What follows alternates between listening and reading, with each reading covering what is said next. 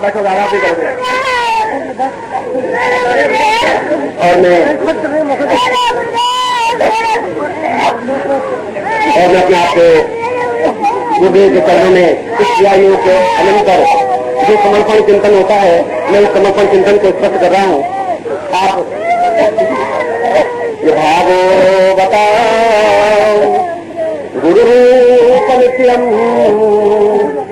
सदा हम परेशान गुरु करूपम आगोन्दताम वक्षमदेरूपम गुरुत्वं प्रणम्यं हृदयं प्रणम्यं मनसा प्रणम्यं चेतं प्रणम्यं सदेहं प्रणम्यं आनन्दतां पूर्णमदेवरूपं गुरुत्वरूपम। आपने समर्पित कर दीजिए, अपने आप लीन कर दीजिए गुरुदेव। मैं इस संसार में, दुख भरी जीवन में मैं रहना नहीं चाहता। ये दुख अपने आप में भोग नहीं सकता। इस सुख में और इस प्रकार से माया मोह में, जिस प्रकार से मधुमक्खी की छत्ती में उस मधुमक्खी तड़पती रहती में तड़पना नहीं चाहता। मैं जीवन में आपके चरणों में अपने आप को लीन करना चाहता हूँ। गुरुत्वम गुरुत्वम गुरुत्वम गुरुत्वम गुरुत्वम गुरुत्वम गुरुत्वम गुरुत्वम गुरुत्वम प्रणम्यम गुरुत्वम प्रणम्यम। मैं अपने जीवन को पूर्ण रूप से आपके चरणों में जीवन करता हुआ मैं चाहता हूँ कि मेरा सारा जीवन आपके चरणों में व्यतीत हो जाए। मेरे मन पर आपका अधिकार हो, मेरे शरीर पर आपका अधिकार हो, मेरे चेतना पर आपका अधिकार हो, और मैं अंत में उस समर्पण भावना को व्यक्त कर रहा हूँ सहयोगियों के प्रति।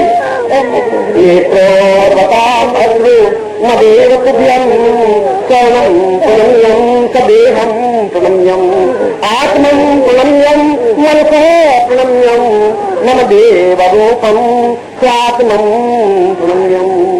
मैं सभी दृष्टियों से मैं बिल्कुल अनाड़ी अनजान हूँ। मैं आपके चरणों का केवल आकांक्षी हूँ। आप हमें इतने उच्च कोटि के साधना पर प्रवृत्त करें जिससे कि मेरे जीवन की उन सारे स्थितियों को, आनंद को प्राप्त कर सको जिनसे हम वंचित रह गए हैं। ऐसा आनंद गुरुदेव आपके चरणों में व्यतीत हो सकता है। जब ग्रह की बात की जाती है, जब बिछड़ने की बात की जाती है, जब अलग होने की बात की जाती है, तो ऐसा लगता है कि जैसा कलेजा फट जाएगा। और मैं सोचता हूँ कि उससे मर जाना ज्यादा अच्छा है, मगर उस बिछड़ने को ये को मैं सहन नहीं कर सकता। मैं उससे अलग रह करके जैसे मछली तड़ के मर जाती है, मैं तो उस मछली से गिरा देता हूँ। मैं आपको आशीर्वाद देता हूँ कि आपके जीवन में मेरे तपस्या का अंत मिले, आपको सुख मिले, आपको आनंद मिले, आपके जीवन में पूर्णता मिले, आपको संतोष मिले। मैं आपको एक बात पुनः आशीर्वाद दे रहा हूँ।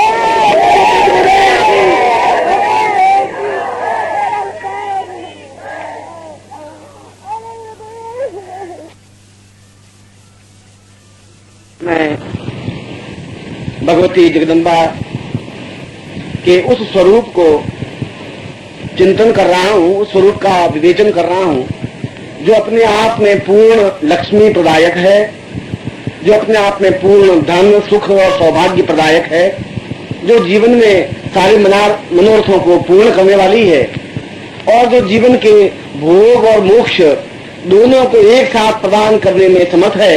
ऐसी भगवती जगदम्बा को मैं भक्ति भाव से शीश झुकाकर प्रणाम करता हूँ और मैं आपको आशीर्वाद देता हूँ कि वो माँ के रूप में आप पर हमेशा वरदस्त बनाए रखे।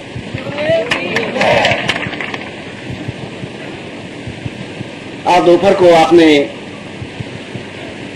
विशिष्ट दीक्षा प्राप्त की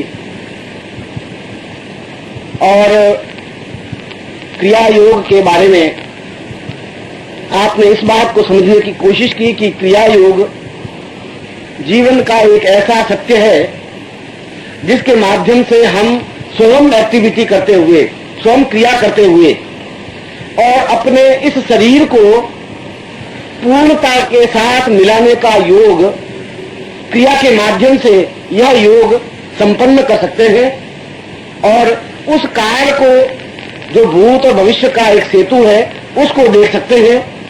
जीवन में और हृदय में एक विशेष आनंद का स्रोत उजागर कर सकते हैं, अमृत कुंड स्थापित कर सकते हैं और जिसके माध्यम से हम वायवीय शरीर में पूरे ब्रह्मांड में विचरण करने में समर्थ हो सकते हैं।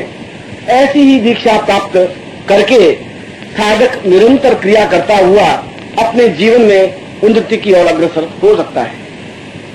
मगर इसके साथ ही साथ मैंने कुंडलिनी जागरण के बारे में भी आपसे विवेचन किया है। कुंडलिनी जागरण जब क्रिया योग को समझ लेते हैं तब कुंडलिनी का अपने आप में कोई महत्व नहीं रहता। क्रिया योग यदि एमए के स्टैंडर्ड की चीज है तो कुंडलिनी केवल मैट्रिक के स्टैंडर्ड की चीज है। कुंडली अपने आप में कोई, कुंडलिनी तब तो बहुत जरूरी है जब हम क्रिया योग की तरफ बढ़ते नहीं हो, जब हमने क्रिया योग देखा नहीं हो, समझा नहीं हो, सीखा नहीं हो, उसका अनुभव नहीं किया हो। मगर जब हम एक बार क्रिया योग की तरफ बढ़े तो कुंडलिनी अपने आप में एक सामान्य स्थिति बन करके रह जाती है।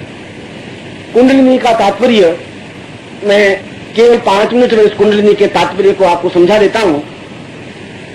कुंडलिनी का तात्पर्य, हमारे जीवन में ऐसे कई चक्र हैं जिनको नाड़ियों का गुच्छा कहते हैं, और वे चक्र यदि स्पंदन युक्त हो जाएं, जैसा कि मैंने प्रारंभ में सहस्रार चक्र के बारे में कहा था कि अगर सहस्रार चक्र या जो नाड़ियों का गुच्छा है जिसको हमने सहस्रार कहा है, यदि वह जागृत हो जाता है तो उससे या उसके माध्यम से जो एक्टिविटी होनी होती है वह हो जाती है। और वह एक्टिविटी है भूतकाल और भविष्यकाल को देखने की शक्ति और सामर्थ्य पैदा करना। भूतकाल चाहे कितने ही 100 वर्षों पुराना हो, भविष्यकाल चाहे आगे के 100 वर्ष हो, उन सबको जो एक साथ देखने की क्रिया है वह केवल एक ही ग्रंथि में निहित है, उसको सहस्रार ग्रंथि कहते हैं। जिस प्रकार से सहस्रार ग्रंथि शरीर की अंतिम अवस्था है, उसी प्रकार मूलाधार ग्रंथि जीवन की प्रारंभिक अवस्था है। मूलाधार से लगाकर के सहस्रार तक पहुंचने की क्रिया को कुंडलिनी कहते हैं। यह कुंडलिनी शब्द क्यों पड़ा और कुंडलिनी से क्या लाभ है? कुंडलिनी का तात्पर्य, जड़ शरीर को चेतना युक्त बनाने के लिए कुंडलिनी को जागृत किया जाता है। और मैंने जैसा कि बताया कि आप इससे पहले ही क्रिया योग में यह समझ चुके हैं कि इस जड़ शरीर को चेतना युक्त कैसे बनाया जा सकता है।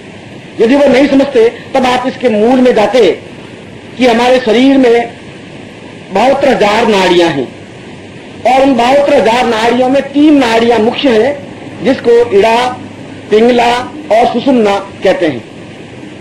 तीनों ही नाड़ियों का प्रारंभ या उद्गम रीढ़ की हड्डी जहां समाप्त होती है, उस रीढ़ की हड्डी के समाप्त होने के स्थान से इसका प्रारंभ है, और पूरे शरीर में ये नाड़ियां प्रवहित हैं।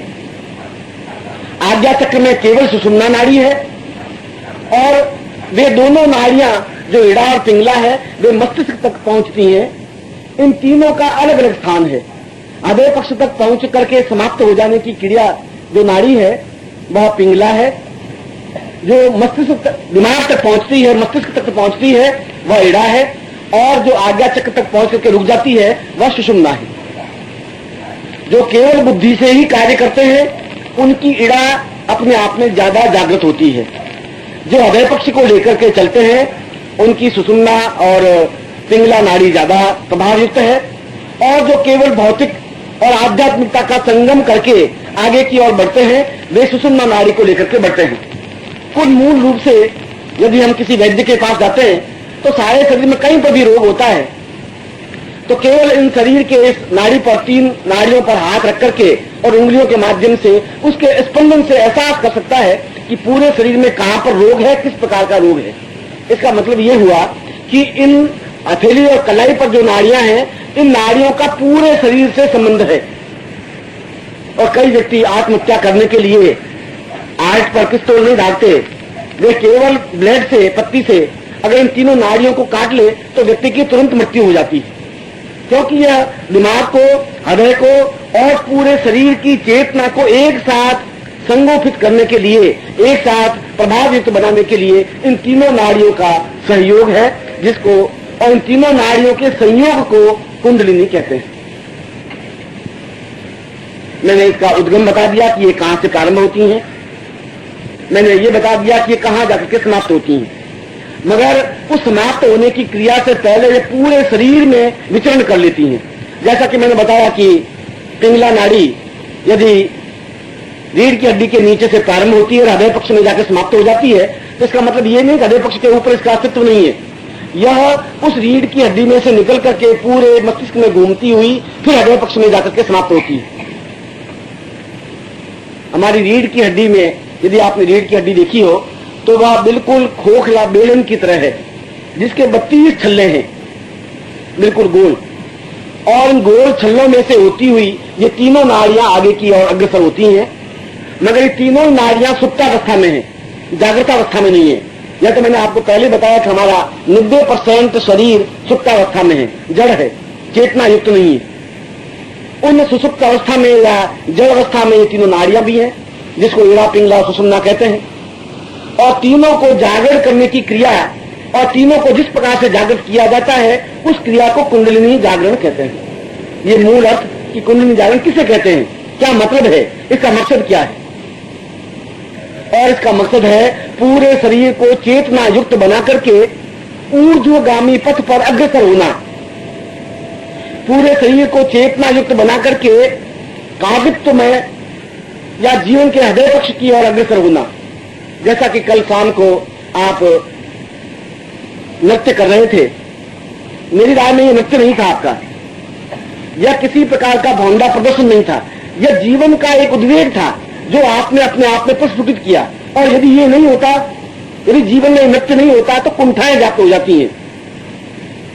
और ऐसे व्यक्ति जो नृत्य नहीं कर सकते, अपनी भावनाओं को व्यक्त नहीं कर सकते, वे चिड़चिड़े हो जाते हैं, वे अपने आप में खींचने वाले हो जाते हैं, वे अपने आप में किसी गुम सुम रह करके अपने जीवन को भार स्वरूप बन करके ढोने वाले हो जाते हैं। हमारे पूर्वजों ने होली का एक त्योहार रखा था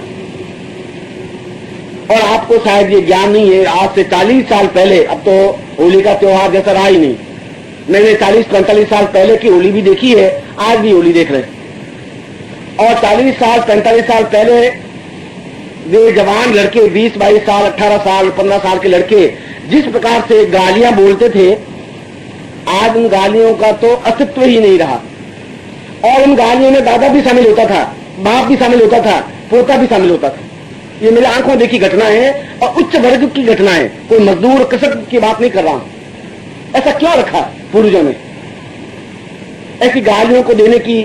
या यदि आपने फाग गीत सुने राजस्थान के जो चंग पे बोलते हैं, यदि आपने कभी उनको सुना हो तो आपको एहसास होगा कि उन फाग गीतों में व्यक्ति अपनी विचारधारा को कई प्रकार से व्यक्त करता है। वे दमित वासनाएं, व्यक्ति की जो दमित इच्छाएं होती हैं और वो साल भर जो दबी रहती हैं, उन साल भर से दबी हुई वासनाओं को, इच्छाओं को और भावनाओं को पूर्ण रूप से प्रदर्शित करने के लिए जगह बना दी। अगर वो जगह नहीं बनेगी तो व्यक्ति अंदर का अंदर दमन युक्त और कुंठाग्रस्त हो जाएगा, दबा हुआ रहेगा, वो वासनाएं उसकी दबी हुई रहेंगी, वो व्यक्त नहीं कर पाएगा। यदि कोई आग है उसको बिल्कुल चारों तरफ से ढक दिया जाए तो दीवारों को तोड़ देगा, नुकसान कर देगा या गुमसुम हो जाएगा। इसीलिए उसके लिए स्रोत बना दिया कि वो अपनी बात को खुलासा से कह दे, 2 दिन के लिए 3 दिन के लिए जो कुछ बोलना है बोल दे। यह नृत्य भी उसी भावनाओं को प्रस्फुटित करने की क्रिया है। यह कोई भौंडा प्रदर्शन नहीं है, यह कोई रजनीश आश्रम का नाच युक्त घर नहीं है, वहां पर किसी प्रकार का भोग युक्त नृत्य नहीं है। यह तो जीवन की एक भावनाओं का उद्रेक है। और जीवन की भावनाओं का उद्रेक कौन कर सकता है? वह कर सकता है जो सुषुम्ना नाड़ी उसकी और जिसका पिंगला नाड़ी से हृदय का प्रस्फुटन हुआ हो, जिसका हृदय खुला हो। जो हृदय जागृतवान होते हैं वे अपने आप में मुस्कुरा सकते हैं, जिसका हृदय पक्ष खुला होता है वह हंस सकता है। आपने शायद अट्टहास शब्द डिक्शनरी में तो पढ़ा होगा कि हमारे पूर्वज अट्टहास करते थे, जोरों से हंसते थे। मगर आज तो अट्टहास जैसा शब्द हम सुनते हैं, देख नहीं सकते। कोई व्यक्ति जोरों से हंसे तो मैं सोचता हूं ये तो बहुत बड़ी असभ्यता है। अरे बड़ा असभ्य है, गंवार की तो हंस रहा है जोर से, ही क्या हंस रहा है। घर की अगर लड़की 15-17 साल की हंसने लग जाए तो अगर तुझे शर्म नहीं आती, बहु बेटियों के लक्षण है तो हंसती है, तुझे हंसना नहीं चाहिए।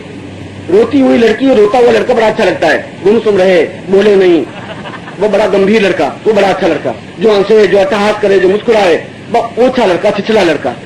ये हमारे असभ्यता का हमारे ऊपर एक आवरण है। व्यक्ति अट्टहास के द्वारा अपनी भावनाएं व्यक्त करता है, मुस्कुराने के साथ अपनी भावनाएं व्यक्त करता है। शुद्ध हंसी होनी चाहिए, निर्मल हंसी होनी चाहिए। ये जो होली के त्योहार और ये जो नृत्य कलाओं का चिंतन और अपने आप में निमग्न हो जाने की क्रिया, ये तो चैतन्य महाप्रभु से प्रारंभ हुई है, कोई आज से तो प्रारंभ हुई नहीं। रजनीश ने तो उसने एक भौंडा रूप दान कर लिया, बिल्कुल नग्न होकर के नृत्य करने की क्रिया को उन्होंने जीवन का सुख मान लिया। ऐसा हमारे शास्त्र में नहीं है। हमारे शास्त्र में नृत्य अनिवार्य है, अब तो मैं नहीं कह सकता, मगर उस समय शादियों के समय में घर की बहू बेटियां नाच करती थी दूल्हे के सामने। बात तो मैं नहीं कह सकता, राजस्थान में ऐसा होता था। घर की माँ नृत्य करती थी, बेटी नृत्य करती थी, बहू नृत्य करती थी, और जिस बहू को नृत्य नहीं करना आता था वो गंवार मानी जाती थी कि तुम माँ बाप तुम्हें सिखाया नहीं, नृत्य करना भी नहीं सिखाया। नृत्य जीवन का एक अनिवार्य अंग था। अब तो अनिवार्य अंग बदल गए। क्लब में जाना, 3 पत्ती खेलना, शराब पीना, सिगरेट के चले, वह भी जीवन का एक प्रस्फुटितकरण है। आपकी जो दमित वासना है और निकलने की कई क्रिया नहीं, तो वहां वो तो रखनी ही पड़ेगी आपको। अगर आप उसको यहां बांध कर देंगे तो वो सिगरेट पीने लगेगा। अगर आप यहां उसको ढक देंगे तो बाथरूम में जाकर के वो शराब के घूंट पिएगा। उनकी जो दबी हुई भावनाएं निकलेंगी ही। उससे ये ज्यादा अनुकूल तरीका है, वो चाहे 50 साल का व्यक्ति हो, वो चाहे 80 साल का व्यक्ति हो, वो चाहे 8 साल का व्यक्ति हो, भावनाएं तो जीवन की हो ही सकती है। इस कुंडलिनी जागरण के माध्यम से भी उस सारे जीवन का आनंद अपने आप में प्रस्फुटित होता है, और प्रस्फुटित होकर के अपने आप में नर्तन युक्त व्यक्ति बन जाता है। नृत्य करता है आंखों के माध्यम से, नृत्य करता है शरीर के माध्यम से, नृत्य करता है चेतना के माध्यम से, नृत्य करता है बात के माध्यम से। बात ऐसी कहता है सटीक कि सामने वाला एहसास करने लग जाता है कि कुछ उत्तर हुआ। तुरंत उत्तर दिया जाए और सटीक उत्तर दिया जाए, अपने आप में बहुत बड़ी कला होती है। ये सब ज्ञान, और जैसा मैंने सुबह आपको सुख और आनंद में डिफरेंस बताया था कि सुख तो हम पैसों से प्राप्त कर सकते हैं, क्योंकि हम उसको सुख मानते हैं। आनंद प्राप्त नहीं कर सकते। आनंद प्राप्त करने के लिए तो अंदर की सारी वृत्तियां जागृत करनी पड़ती हैं, और वे सारी वृत्तियां जिस प्रकार से जागृत होती हैं, उन सारी जागरण क्रिया, जागरण वृत्ति को कुंडलिनी जागरण कहा जाता है। यह उसका मूल बेस है, यह उसका मूल आधार है। कुंडली जागरण के तरीका क्या है, किस प्रकार से कुंडली जागरण करें, क्योंकि कुंडलिनी का मूल बेस, मूलाधार है। उसके बाद स्वाधिष्ठान चक्र है, उसके बाद हृदय पक्ष में चक्र है, उसके बाद मेहम चक्र है, आज्ञा चक्र है और सहस्त्रार चक्र है। उन एक एक करके चक्रों के जागरण करने की क्रिया का बेस क्या है, आधार क्या है। शास्त्रों में इस बात को स्पष्ट रूप से बताया है कि व्यक्ति सही अर्थों में सांस लेना भूल गया है। सांस लेने की क्रिया का ज्ञान नहीं है। आप सांस ले रहे हैं मगर आपको सांस लेना आता ही नहीं, क्योंकि सांस का संबंध सीधा नाभि से है। सांस का संबंध नाक से नहीं है। जब आप सांस लेते हैं तो सीधा नाभि का प्रदेश या नाभि स्थल अपने आप में स्पंदन युक्त होना चाहिए। यदि आपको देखना है तो अपने 4 महीने के बच्चे को जो खाट पे लेटा हुआ है, केवल 4-6 महीने के बच्चे को आप लेट करके देखिए, वो नींद ले रहा है, सांस ले रहा है, उसका पेट की नाभि थर-थर हिलती है, स्पंदन युक्त होती है। पूरी नाभि बराबर उसकी धड़कन युक्त बनी रहती है। और आप सांस लेते हैं तो नाभि पर, तो पूरे पेट पर पता ही नहीं पड़े नाभि कहां है ही कहां। नाभि उस पूरे लंबे चौड़े प्रदेश में घुसी हुई नाभि कहां है, क्या मालूम। अब वहां कहां स्पंदन होगा। हमने बड़ा पार पोस करके मक्खन घी खिला खिला करके फुला के रखा है। अब मैं पूछूं नाभि कहां है, कि यहाँ कहीं होगी गुरुजी, अब थोड़ा देखना पड़ेगा, कुछ अभी तो कुछ पता नहीं है। और मैं कहूं कि तू नाभि का स्पंदन कर भाई। अब नाभि का स्पंदन क्या, आप कितने सांस लें तो पेट न तो कुछ अंदर जावे न कोई पेट बाहर आवे। सांस लेने की सही प्रकार से ज्ञान यदि प्राप्त करना है तो उस 6 महीने के बच्चे से सीखना चाहिए कि सांस कैसे ली जाती है। सांस का सीधा संबंध नाभि से होता है, और जो सांस लेकर के सीधा नाभि को स्पंदन कर सकता है तो वह अपने चक्रों को स्वतः जागरण कर सकता है। मगर हमारे सारे शरीर में दुर्गंध युक्त वायु भरी हुई है। पेट तो फूला हुआ है, जहां कोई चीज नहीं होती वहां वायु होती है। अगर शरीर में कुछ नहीं है, या तो नाड़ियां होगी या मांस होगा, रक्त होगा, और कुछ नहीं होगा तो हवा होगी, वायु होगी, जिसको आप गैस्ट्रिक ट्रबल कहते हैं, जिसको आप गैस कहते हैं, जिसको आप किसी भी नाम से पुकार सकते हैं।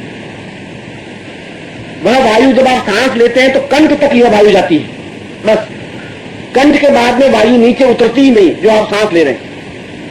और मैं कह रहा हूं आपको नाभि तक सांस लेना चाहिए, क्योंकि नाभि तक सांस लेंगे तो मूलाधार जागृत होगा। मूलाधार जागृत करने के लिए कुछ फोर्स लगाना पड़ेगा। ये एक जगह है, इसको आप लगाएंगे धक्का, ये बिल्कुल सुप्तावस्था में 15, 20, 25, 50, 100, 200 धक्के लगाएंगे तब ना जागृत होगा। यदि सांप कुंडलिनी मार करके बैठ जाए तो आपने संपेरे को देखा होगा कि पुंगी बजाता है, फिर भी वो उठता नहीं है तो हाथ से छेड़ता है उसको, 2-3 बार छेड़ता है, गोचा लगाता है, फिर वो फन फैला करके खड़ा होता है। क्योंकि सुप्तावस्था में वो कुंडली नहीं है, उसको जागृत करने के लिए कुछ छेड़ने की जरूरत है, धक्का देने की जरूरत है। और अंदर जो नाभि में कुंडली है उसको धक्का कहां से देंगे आप? उसको धक्का देंगे ऊपर से सांस लेकर के, फोर्स से सांस छोड़ने की क्रिया से, और कोई तरीका ही नहीं। कोई लकड़ी के तिनके से या लकड़ी से तो उसको धक्का दे नहीं सकते। उसको जोरों से सांस लेंगे और सांस इतनी गहराई से लेंगे कि वह सीधा नाभि में जो स्थित चक्र है उस पर धक्का लगाए। 1 बार, 2 बार, 4 बार, 6 बार, 25 बार, 50 बार, और धक्का लगेंगे तो अपने आप जागृत होगी। जागृत होगी तो कुंडलिनी जागृत होकर आगे की ओर अग्रसर होगी। ये सबसे पहली कठिन क्रिया यही है कि धक्का हम लगाएं कैसे। धक्का लगाएंगे जोरों से सांस लेना और जोरों से सांस लेने की क्रिया से। इसको भस्त्रिका कहते हैं। यदि आपने सुबह सूर्य नमस्कार में भस्त्रिका समझाई होगी, जोरों से आप सांस लेंगे, आपको बताया होगा सैल साहब ने कि किस प्रकार से सांस लेनी चाहिए, किस प्रकार से सांस छोड़नी चाहिए। जब आपकी यहां तक गंदी वायु पूरी भरी हुई है, क्योंकि अन्यथा पेट फूल नहीं सकता। पेट आपका फूला हुआ है तो उसमें और कुछ नहीं है, अन्न नहीं है, उसमें वह गैस भरी हुई है, जैसे गुब्बारे में गैस भरी हुई है। उस गैस को बाहर निकालने की क्रिया के लिए भस्त्रिका अत्यावश्यक है। और जब पहली बार आप सांस जोरों से लेंगे तो कंठ में से थोड़ी दुर्गंध वायु निकलेगी, फिर थोड़ा आगे बढ़ेगी, थोड़ा आगे बढ़ेगी। जितनी भी भस्त्रिका आप करते रहेंगे तो धीरे धीरे धीरे धीरे उस स्थान तक पहुंच जाएंगे। 5 दिन बाद, 10 दिन बाद, 15 दिन बाद, महीने भर बाद, कि वह पूरा प्रदेश खाली होगा। जो सांस लेंगे सीधा वहां पहुंचेगा और वहां से सांस बाहर आएगी। मगर इस सांस लेने को, जो भस्त्रिका लेने को जो कहते हैं, वह पूरा फोर्स के साथ ले, पूरी फोर्स से अंदर की सांस बाहर निकाले। बाहर निकालेंगे पूरी फोर्स के साथ, उतनी गहराई के साथ सांस ले सकेंगे। इसलिए हमारे पूर्वजों ने कहा कि सुबह उठ करके जल्दी गहरी सांस लेनी चाहिए, ऐसा पूर्वज कहते थे। गहरी सांस लेने का मतलब है आप अंदर तक सांस ऑक्सीजन जा सके। मैं जा नहीं पा रही है, जा नहीं पा रही है। सैकड़ों प्रकार की बीमारियां हैं, सैकड़ों प्रकार के रोग हैं, और रोग अपने आप में मृत्यु है। यदि व्यक्ति को कुंडली जागरण का ज्ञान हो, सीधा नाभि स्थल तक पहुंचने की उसको ज्ञान हो, तो उसकी मृत्यु होने की क्रिया, रोग युक्त होने की क्रिया का आभास नहीं हो सकता। इसीलिए इतनी जोर से, इतनी फोर्स से सांस एकदम से बाहर निकाले कि ऐसा लगेगा जैसे सीना फट जाएगा, और उतनी जोर से सांस को वापस खींचे। इन दोनों क्रियाओं को निरंतर करते रहने से एक स्टेज ऐसी आती है, वो कब आएगी? एक स्टेज ऐसी आती है, वो कब आएगी ऐसी? आप जितनी ही तेजी से भस्त्रिका करेंगे उतनी जल्दी आएगी। एक भस्त्रिका अगर कोई व्यक्ति करता है, एक दिन ऐसा करता है, ये करता है,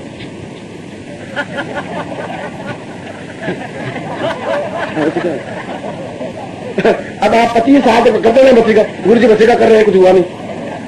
अब शरीर का तकलीफ नहीं होनी चाहिए, बड़ी मेहनत से बनाया है। आप भले कुछ भी करते रहे, हम ये गड़बड़ नहीं होने देंगे। वो बेचारा बहुत बड़ा बड़ा मरे तो मरे, भस्त्रिका हो गई, हो गई। इसमें तो आपको 500 वर्ष लगेंगे उस मूलाधार तक पहुंचने में। भस्त्रिका का मतलब है बहुत ताकत के साथ, जैसा मैंने बताया, इतनी ताकत के साथ कि सामने 10 फुट पर आदमी बैठा हो तो वहां तक वायु आपकी पहुंचे, लगे कि कोई वायु पहुंची है, उतनी सौभाग्य से वायु खींचे। और कई बार 30-32 बार भस्त्रिका करते ही नाक से खून आने लग जाता है। अगर नाक से खून आने लग जाए, खून का मतलब खून के कण, तो समझना चाहिए भस्त्रिका सही हो रही है। क्योंकि नाक के अंदर और जितना सांस प्रदेश में छोटी छोटी ग्रंथियां पैदा हो जाती हैं, और जब जोरों से घर्षण होता है तो ग्रंथियां फूटती हैं तो हृदय के माध्यम से बाहर आती है। तो समझना चाहिए कि कुछ खुल रहा है, कुछ साफ हो रहा है। बीच में जितने भी रक्त की ग्रंथियां फालतू की बन गई है वे निकल रही है, साफ होने, घबराने की जरूरत नहीं है। इस प्रकार से निरंतर भस्त्रिका के माध्यम से वो वायु का जो वेग एकदम से जोरों से लेंगे तो अंदर नाभि स्थल पर जब जाएगा तो सीधा वहां पर उसका प्रहार होगा, और जब मूलाधार पर प्रहार होगा तो मूलाधार अपने आप में जागृत होगा। जब मूलाधार जागृत होगा तो मूलाधार का संबंध दूसरे चक्र से उसके साथ वह जागृत होगा, उसका संबंध तीसरे चक्र से, उसका संबंध चौथे चक्र से, उसका संबंध 5वें चक्र से। एक जागृत होगा तो कंटिन्यूटी में पूरा जागृत होता रहेगा। कोई ऐसा विशेष कठिन कार्य नहीं है। आवश्यकता इस बात की है कि हम अपने पेट को पूरा खाली रख सके। इस भस्त्रिका से पूर्व पेट को खाली रखने के लिए 2 तरीके हैं। एक तरीका तो यह है कि आदमी को भोजन कम करना चाहिए, ऐसा तो डॉक्टर भी यही कहते हैं। यदि आदमी आटा खाना छोड़ दे तो आदमी मर नहीं सकता, ये गारंटी, चैलेंज की बात है। वो आटा खाता है इसलिए मर जाता है।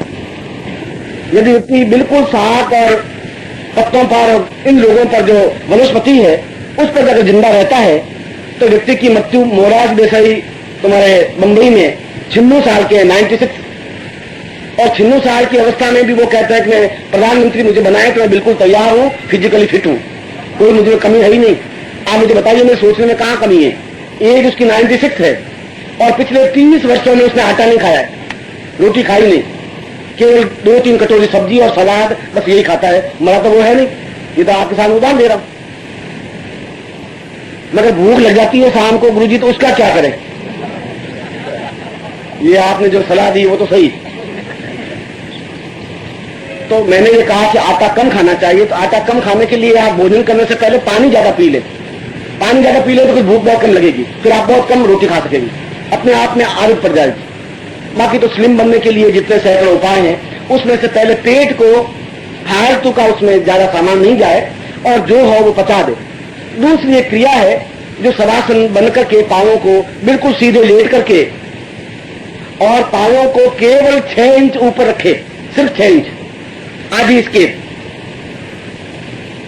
और पांवों को जमीन पर टिकाना नहीं, उसके ऊपर भी उठावे नहीं।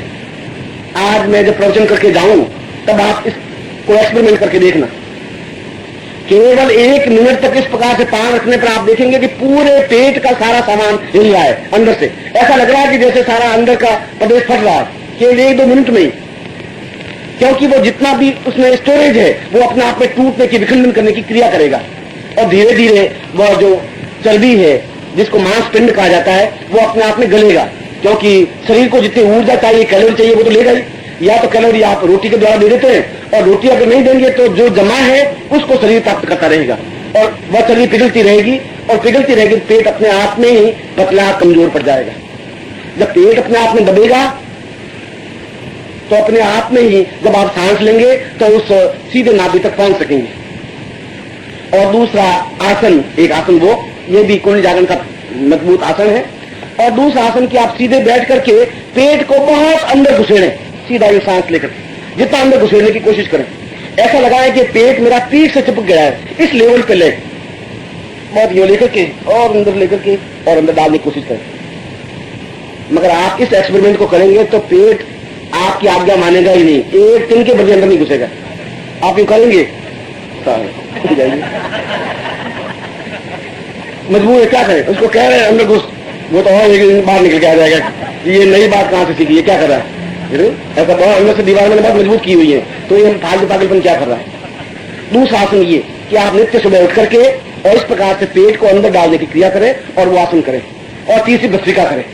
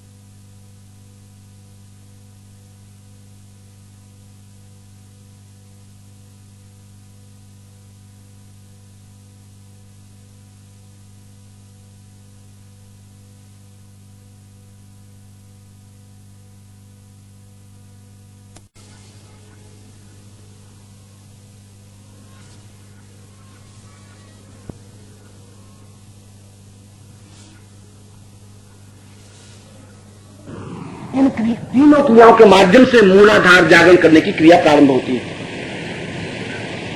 और दूसरी, इस कुंडली जागरण का विशेष मंत्र, उस मंत्र के माध्यम से भी भस्त्रिका के बाद में, उस मंत्र के माध्यम से भी अंदर की सारी जितनी भी गैस है, जितनी भी चर्बी है, जितना भी फालतू है, वो अपने आप में ऊर्जा के माध्यम से पिघल करके जल्दी से जल्दी वह साफ हो जाता है और कुंडली का जागरण प्रारंभ होता है।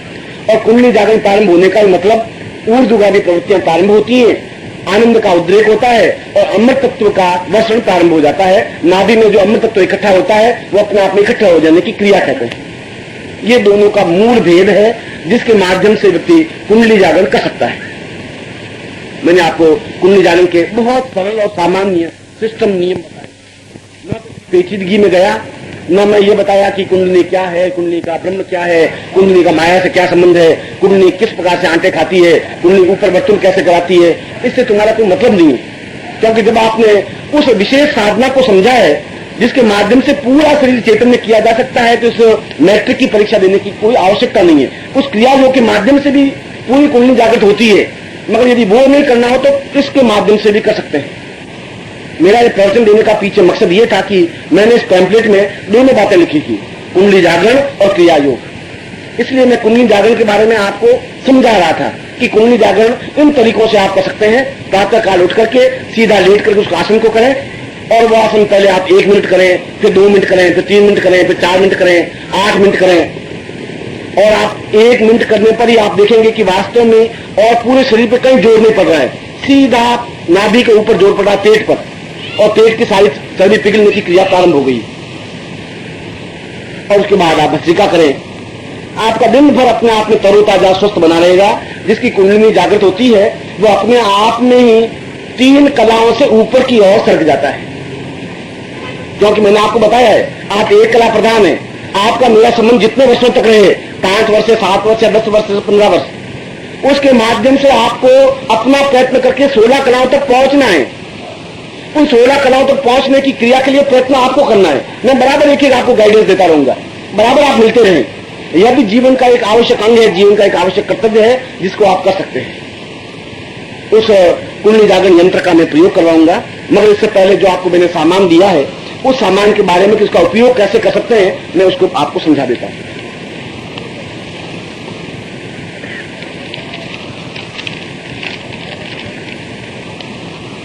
पेज नंबर 5 निकालें और पेज नंबर 5 में चेतना सिद्धि, प्राणमय सिद्धि, ब्रह्म वर्चस्व सिद्धि और तांत्रोक्त गुरु सिद्धि, ये 4 यंत्र आपको दिए। इनका मतलब क्या है? चेतना सिद्धि का मतलब है पूरे शरीर को चैतन्य करने की क्रिया, जिससे कि हम उस शरीर चैतन्य होगा तो हम कुंडली जागरण कर सकेंगे, शरीर चैतन्य होगा तो हम जीवन में रोग रहित हो सकेंगे, शरीर चैतन्य होगा तो हम क्रिया योग की ओर अग्रसर हो सकेंगे। उस शरीर को, जो जड़ शरीर को चेतना युक्त बनाने के लिए इस यंत्र को सामने रखकर नित्य 1 माला मंत्र जाप किया जाना चाहिए। ये मंत्रात्मक प्रयोग है, ये मैं क्रियात्मक प्रयोग समझाया। मंत्रात्मक प्रयोग के माध्यम से भी क्रिया योग हो सकती है।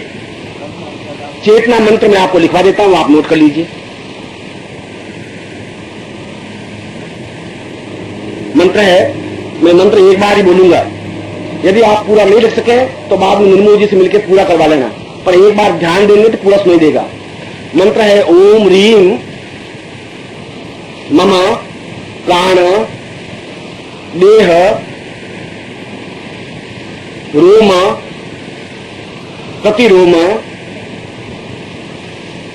रोम प्रतिरोम चैतन्य जाग्रय रीम ओम नमः। इसका निरंतर यदि आप रोज 1 माला मंत्र जाप करते हैं तो पूरा शरीर आपका चैतन्य होता ही है। इसकी पहचान कैसे होगी? यदि आप 5-7 दिन प्रयोग करेंगे तो अगर आपकी स्मरण शक्ति कमजोर है, यदि आपको याद नहीं रहती तो आपकी स्मरण शक्ति अपने आप में तीव्रता की ओर अग्रसर होगी। एकदम से आपको नई चेतना, नए विचार, नई भावनाएं, नई कल्पनाएं, जीवन का एक फोर्स, जीवन का एक उमंग आपको प्राप्त हो सकेगी। इसको चेतना प्रयोग कहा जाता है। दूसरा, प्राणमय सिद्धि। जब शरीर चैतन्य हो जाए तो उसमें प्राण संस्कारित करने पड़ते हैं। यद्यपि हमारे शरीर में जीव संस्कारित है, ये जीवात्मा है, हम प्राणात्मा होना चाहते हैं। प्राणों का संचार करना अलग चीज है, जीव का संचार तो भगवान ने किया ही है। ये शरीर में जो कुछ है, आत्मा है, वह जीवमय है। हम प्राणमय होना चाहते हैं क्योंकि हम चेतना युक्त बनना चाहते हैं। और प्राणमय चेतना को, इस यंत्र को सामने रख करके केवल 21 बार उच्चारण करना चाहिए प्राणस चेतना मंत्र को। और प्राणस चेतना मंत्र है सोहम।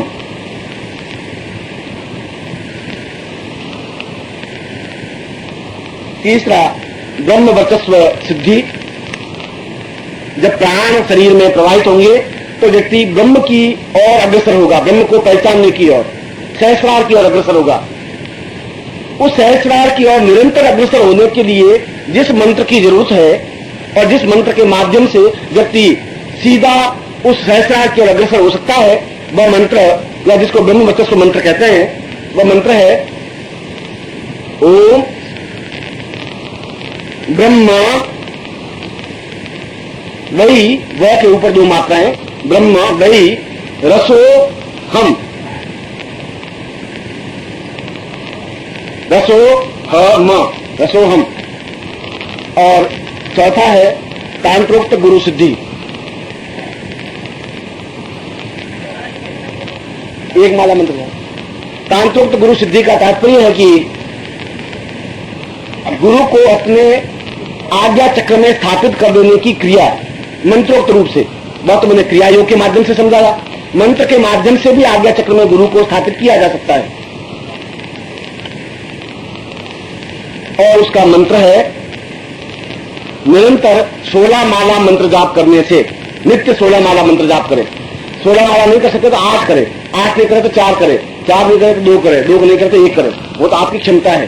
शास्त्र में विधान है कि नित्य 16 माला मंत्र जाप होना चाहिए यदि आज्ञा चक्र में गुरु को स्थापित करना है मंत्रात्मक रूप से। मंत्र है ओम परम तत्वाय नारायणाय गुरुभ्यो नमः।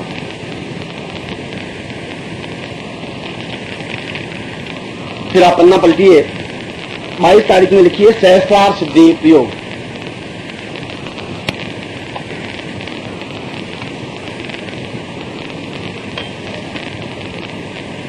जैसा कि मैंने बताया कि जब प्राण में व्यक्ति बन जाता है तो सहस्रार की ओर अग्रसर होता है, सहस्रार की अग्रसर होता है तो सहस्रार सिद्धि प्राप्त हो, हम सहस्रार जागृत कर सकें। जब सहस्रार जागृत कर सकेंगे तो पूरा अमृत पूरे शरीर में प्रवाहित हो सकेगा, जिसको अमृत तत्व शरीर कहा जाता है, अमृतमय शरीर कहा जाता है। कुंडलिनी का अंतिम परिच्छेद, कुंडलिनी का प्रारंभ मूलाधार से है तो कुंडलिनी का अंतिम सहस्रार है। तो सहस्रार को जागृत करने के जो मंत्र है वो मंत्र में लिखा देता हूं। मंत्र है ओम प्राणः सोहम प्राणः। इस मंत्र का निरंतर जप करने से सहस्रार जागृत होता है। निरंतर का मतलब है माला फेर करके नहीं, 5 मिनट या 15 मिनट या 25 मिनट या 1 घंटा, जितना आपको टाइम हो, नित्य रेगुलर उतने समय तक इस मंत्र का जाप करने से सहस्रार जागृत होता है। यदि पहली बार आप 15 मिनट करें तो नित्य फिर 15 मिनट करें। इसलिए उसके बाद में है क्रिया योग सिद्धि। क्रिया योग की मैंने आपको समझाया है, वह अपने आप में पूर्ण प्रैक्टिकल है, मगर मंत्र के माध्यम से भी क्रिया योग सिद्धि होती है। क्योंकि जब आप जीवन काल में जाएंगे तो हजारों सन्यासी मिल सकते हैं, आपको कोई भी गुरु मिल सकता है। अगर वो कहेंगे कि आप क्रिया योग सीखने गए थे, सीखा, तो आप बता देंगे सीखा, तो पूछे क्रिया योग का मंत्र कौन सा है? गुरु जी ने सब समझा दिया, क्रिया योग मंत्र समझा ही नहीं। अरे बच्चे वो नहीं समझा सकते, हम समझाते हैं। इसलिए मैं आपको कहीं कमी नहीं रखना चाहता, मैं आपको पूर्ण परफेक्ट कि किसी के सामने आपकी आंख झुके नहीं, इसलिए समझा देना चाहता हूं। क्रिया योग मंत्र है जिस मंत्र के माध्यम से पूर्ण क्रिया योग होता है। मंत्र है ओम क्लीम, आधा क और ली, क्लीम 2 बार लिखें, ओम क्लीम क्लीम जीव प्राण आत्मा क्लीम क्लीम फट। इसका नित्य 24 मिनट तक मंत्र जाप अहर्निश करता रहे, निरंतर 24 मिनट तक बिना माला के, और नित्य करे तो अपने आप में पूर्ण क्रिया योग सिद्धि प्राप्त होती है। उसके बाद में ब्रह्म शिवत्व सिद्धि जो हम प्राप्त कर सके, वह कल्याणकारी हो सके, शिवमय हो सके, हम दूसरों का कल्याण कर सकें मंत्रों के माध्यम से, शरीर के माध्यम से, वह ब्रह्म शिवत्व सिद्धि है। और इसका मंत्र है ओम शिवः ब्रह्म वै ब्रह्म वै शिवः।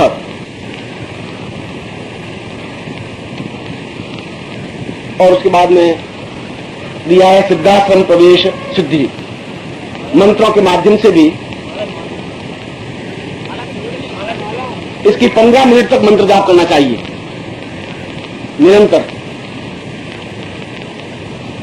ये जरूरी नहीं है कि रोज सभी आप करें, आप कभी एक प्रयोग को लेकर के महीने भर तक करें, पहले ब्रह्म शिवत्व सिद्धि की ओर करें, फिर शिवाश्रम सिद्धि की ओर करें, ऐसा कर सकते हैं। अगर आपको इतना टाइम नहीं मिले तो एक एक प्रयोग को लेकर के भी कर सकते हैं, जो मैं कर रहा हूं।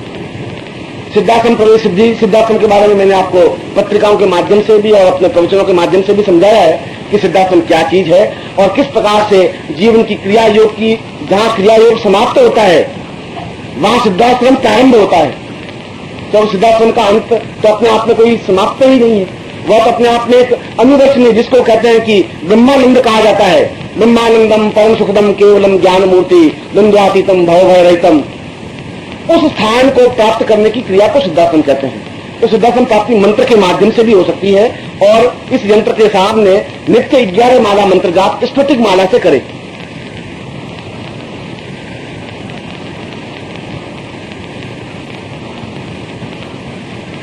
और सिद्धाश्रम मंत्र है ओम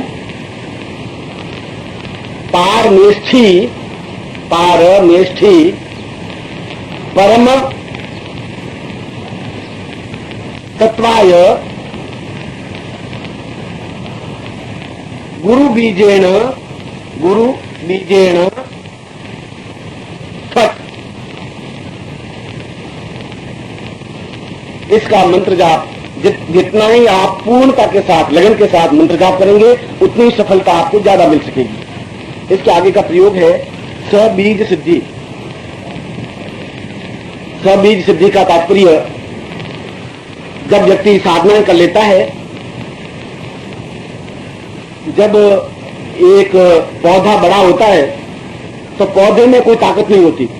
पौधा जब छायादार पेड़ बन जाता है तो उसके ऊपर फल लगते हैं या फली लगती है, उसमें से जो बीज होता है उस बीज से वापिस दूसरा छायादार पेड़ लगाया जा सकता है।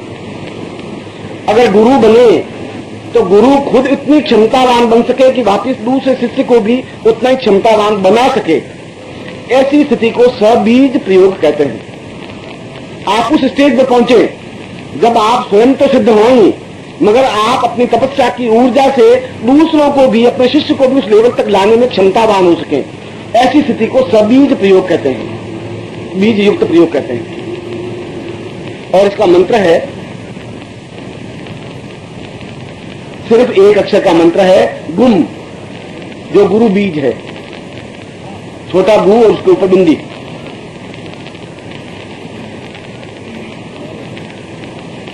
उसके बाद शक्तिपात सिद्धि। इसका तो निरंतर अहर्निश मंत्र जाप करना चाहिए, निरंतर, जितना भी आपको समय मिल सके।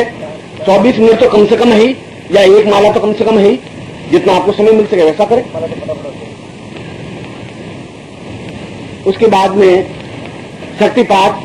शक्तिपात का तात्पर्य, जब आप गुरु बन जाते हैं, देखो सबीज के बाद मैंने इसको सिस्टम लिया है, पूरे सिस्टमेटिक समझा रहा हूं कि आप शुरू में कहां से कर रहे थे, कहां पहुंच रहे हैं। अब आप गुरु स्तर पर जब पहुंच रहे हैं, और गुरु स्तर पर पहुंच के जब दूसरे शिष्य को आप तैयार कर रहे हैं बीज दीक्षा देते हुए, मगर उसके बाद भी यदि शिष्य सीख नहीं सके या उसको सफलता नहीं मिल सके किसी कारण से, पुराने पापों की वजह से, पुराने जन्मों की दोषों की वजह से, ध्यान की न्यूनता की वजह से, एकाग्रता की न्यूनता की वजह से, किसी वजह से अगर शिष्य सफलता नहीं प्राप्त कर सकता हो, और यदि बराबर सेवा करता है तो गुरु अपनी संचित तपस्या की शक्ति उसको देकर के भी सिद्धि प्रदान कर दे, उसको शक्तिपात कहते हैं।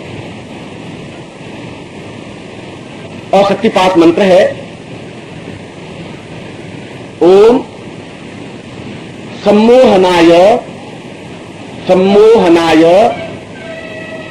ज्वल ज्वल प्रदाय हुम, सम्मोहनाय ज्वल ज्वल प्रदाय हुम। अगला प्रयोग है कायाकल्प सिद्धि। इसकी माला मैंने आपको बता दी कि आपको एक माला जपनी चाहिए, ज्यादा से ज्यादा 16 माला है। 1 मिनट जपना चाहिए, ज्यादा से ज्यादा 24 मिनट है। आप जो भी आपके लिए एडजस्ट होता है उतना करिए, क्योंकि मैं इतना प्रयोग दूंगा तो रोज 4 घंटे आप दे नहीं पाएंगे। इसलिए रोज 2 प्रयोग करें, फिर 2 के बाद फिर 2 प्रयोग करें, ऐसा कर सकते हैं। टाइम लिमिटेशन 24 मिनट होती है, माला लिमिटेशन 16 माला होता है। कायाकल्प के बारे में मैंने आपको पहले ही समझाया था कि जिस प्रकार से सांप अपनी पुरानी कैंचुल को, पुरानी त्वचा को, चमड़ी को छोड़ देता है और नवीन त्वचा धारण कर लेता है, कायाकल्प के माध्यम से तो संभव है ही, क्रिया योग के माध्यम से तो संभव है ही, मगर कायाकल्प मंत्र के माध्यम से भी जीवन की सारी बीमारियों को, रोग को, कमजोरी को दूर किया जा सकता है। इसको कायाकल्प कहते हैं। और नित्य 1 माला मंत्र जाप तो इसकी करनी ही चाहिए आप लोगों को। एक किसी पात्र में पानी भर दें 2-4 तोला और पानी के बीच में उस यंत्र को रख दें और फिर मंत्र जाप करें। मंत्र है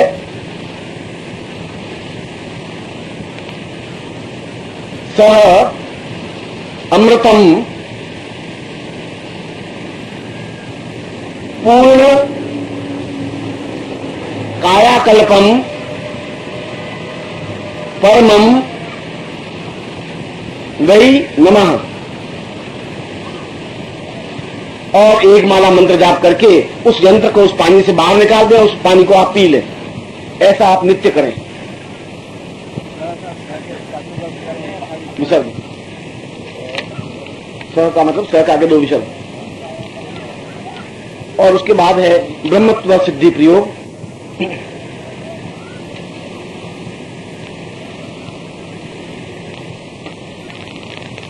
ब्रह्मत्व सिद्धि का मतलब है कि व्यक्ति अपनी पूर्णता प्राप्त करते हुए अंत में उस ब्रह्मत्व में लीन हो जाए, जिसको अजर अमर कहते हैं, या जिसको पूर्ण आयु प्राप्त कहते हैं, या जिसको सिद्धाश्रम कहते हैं, या जिसको परमहंस अवस्था कहते हैं, जहां मृत्यु व्याप्त नहीं होती, पूर्ण व्यक्ति ब्रह्ममय बन जाता है। ऐसी ब्रह्ममय सिद्धि के लिए मंत्रों के माध्यम से भी संभव है। और वह मंत्र है 5 अक्षर हैं, ब्रह्मा वै रसः। इसमें ओम प्रणव नहीं लगता। ब्रह्मा वै रसः, र स और आगे 2 विसर्ग। ये सारे यंत्र, वही माला, 1 माला।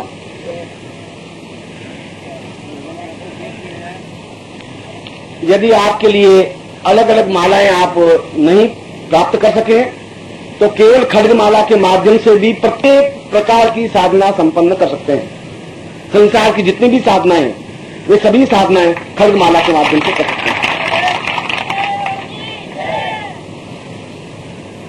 और पारद गुटिका अपने सामने रख करके साधना करने से बाहरी किसी प्रकार का प्रकोप व्याप्त नहीं होता। साधना में किसी प्रकार का व्याघात नहीं आता।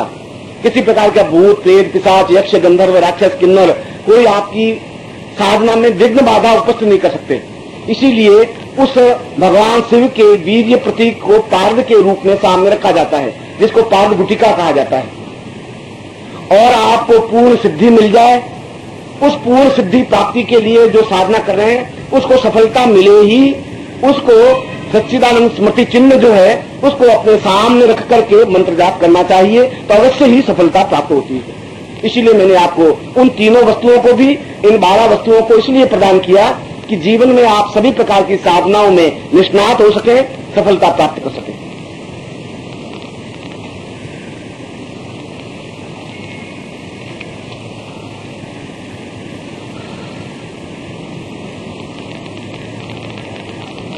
मैं सोच रहा हूं कि जो कुछ भी आपके मन में उमड़न गुमड़न थी या जो कुछ भी आपके प्रश्न थे, उन सारे प्रश्नों को मैंने इन 12 वस्तुओं को किस प्रकार से आप उसका उपयोग कर सकते हैं और इसका उपयोग का तात्पर्य क्या है और किस प्रकार से आप इसका लाभ उठा सकते हैं, वह मैंने आपको समझाने की कोशिश की।